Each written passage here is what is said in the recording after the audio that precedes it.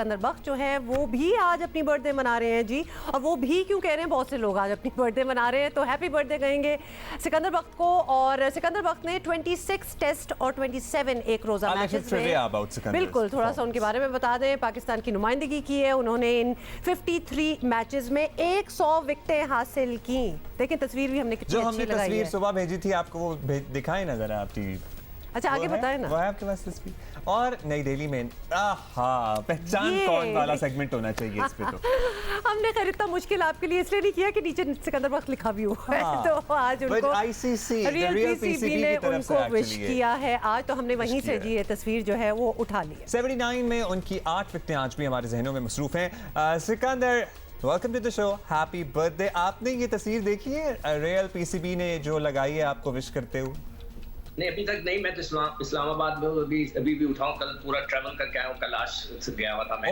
तो मैं यहाँ नजर नहीं आ रहा, तो मैं रिजवान से रिक्वेस्ट करूंगा कि उसको कट करे ताकि मेरा नजर आ सकूं। मगर देखें, आपने हैप्पी बर्थडे तो मुझे कहा, थैंक यू वेरी मच, मगर उसके साथ ही आपने एक सेगमेंट चलाया था अबाउट द फोकर प्लेन जो 25 अगस्त को ही गायब हुआ था। अगर आपने अभी जो चलाया था प्रोग्राम में, उसका जो कैप्टन था वो मेरा बहुत अच्छा दोस्त था और मेरा हमदोस्त था।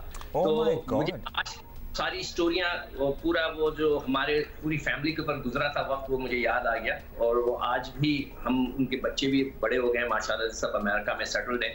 तो ऐसा हमारी फैमिली के लिए एक बहुत बड़ा ये हादसा था। Sorry to hear that. और हमारी तरफ से अब तो बात खैर पुरानी होगी, लेकिन कंडोलेंसेज। हम तो आपकी सालगिरह मनाने चाहते थे, क्योंकि साथ साथ आपको बता दें कि अब्दुल्ला के बेटे की भी आज सालगिरह है। तो आज thank you, happy birthday to Hussain. to Hussein, तो अच्छा जी, तो turned 3। अच्छा जी, सारों की तवज्जो हम वापस जमैका पे ले आते हैं। और क्या ज़बरदस्त जी हमारे टेस्ट मैचेस के रिजल्ट्स है। गुड फैसले सिकंदर, आप कहेंगे कि फैसले बड़े कॉन्फिडेंटली, क्योंकि हम जरा स्केप्टिकल थे about declaring the inning as well. So Sikandar, आपका पर्सपेक्टिव?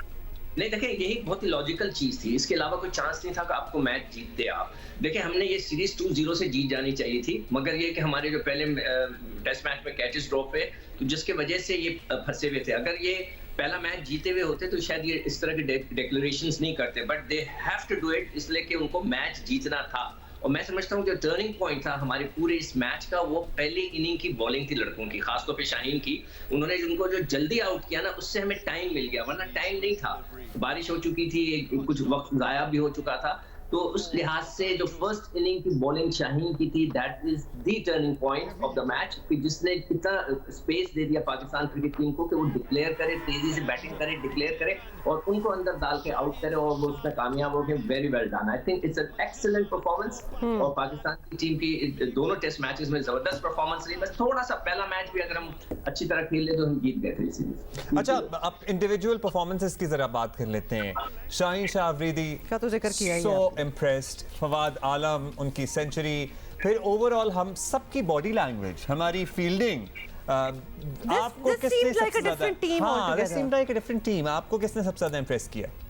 देखिए शाहीन को तो हम हमेशा कहते हैं वर्ल्ड क्लास है। हमारे पास एक ही जो बैट्समैन में बाबर है, यहाँ पे शाहीन है, हसन भी वो इम्प्रूव करते जा रहे हैं। मगर मैं फवाद आलम का जरूर जिक्र करना चाहूंगा। देखिए फवाद आलम को हमने इतना डिप्राइव करके रखा, व्हाटएवर। मैं ये चाहता हूँ, पता नहीं मेरी जहन में घूम रहा है ये सवाल कि क्यों ना हम उसको वनडे में डाल दें। देखिए वनडे में वो खेल सकता है, जिस तरह वो बैटिंग करता है, आप उसको एक चांस तो देखें, हो सकता है वो बहुत अच्छी परफॉर्मेंस दे दे। वनडे के अंदर भी आपको मिडल में लड़कों की जरूरत है, अभी हम स्ट्रगल कर रहे हैं, तो मेरे ख्याल से उसको वहाँ पे चांस देना चाहिए। और उसके साथ बेचारे के साथ जो कुछ भी हुआ है, वो उसका अजाला तो हो नहीं सकता, वो तो सब कुछ गुजर गया। मगर हमारी जो स्लिप की फील्डिंग थी आउटस्टैंडिंग थी, मगर वो इमरान भट्ट को रन्स करने चाहिए स्लिप पे, तो वो बहुत ही जबरदस्त है यार, बिल्कुल चीते की तरह वो चीजों को पकड़ते हैं। और अच्छा, ओपनर्स की कारकर्दगी पे भी जरा रोशनी डाल दें साथ ही। किसके ओपनर? जी, ओपनर्स की कारकर्दगी। देखिए जो इस वक्त वीकेस्ट लिंक, जैसे हमारी T20 के अंदर हमारा मिडिल ऑर्डर टोटल कोलैप्स चल रहा है। हमारा मिडिल ऑर्डर का हमें पता ही नहीं, वर्ल्ड कप आने वाला है कुछ दिनों के बाद, और हमें यही नहीं पता कि हमारे मिडिल ऑर्डर में कौन होगा। इसी तरह हमारे जो टेस्ट क्रिकेट है उसके अंदर जो ओपनर्स का ही नहीं पता चल रहा। इतनी पैथेटिक परफॉर्मेंस दे रहे हैं कि उनके पैर ही नहीं चल रहे, तो दैट इज रॉन्ग। अब हमें बहुत, अभी तो 6 महीने रहते हैं अगले टेस्ट मैचेस के लिए, तो उनके पास टाइम है कि एक नए बेहतर ओपनर्स को वो सेलेक्ट करें, या इन्हीं को भेजें जाके डोमेस्टिक क्रिकेट अच्छी खासी खेलें ताकि बेहतर हो सके। तो ओपनर्स हमारा वीक पॉइंट है इस वक्त सब तरीके।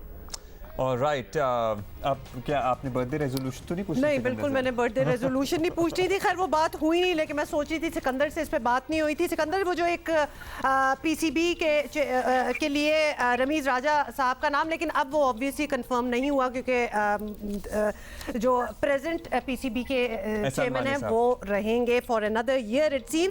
But how do you feel about that? क्योंकि हम कल परसों ये बात कर रहे थे, आप होते तो आपसे भी बात कर लेते। इन वन लाइन हमें लगता है कि रमीज़ राजा का इतना एक्सपीरियंस एक और एवेन्यू ऑफ क्रिकेट कमेंटिंग में हो चुका है कि मे बी, आपको पता है दुनिया में वो रिप्रेजेंट करते हैं पाकिस्तान को, he is the voice of Pakistan. तो shouldn't one stay where there expertise lies and he is like par excellence?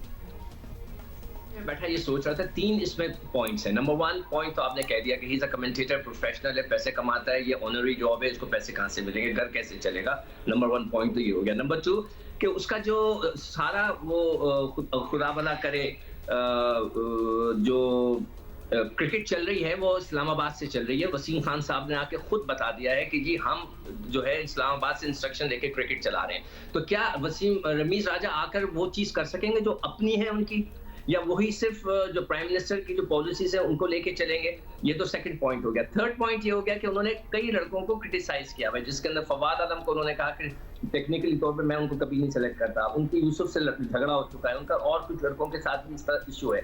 अगर वो चेयरमैन बनते हैं तो उन लड़कों का क्या होगा?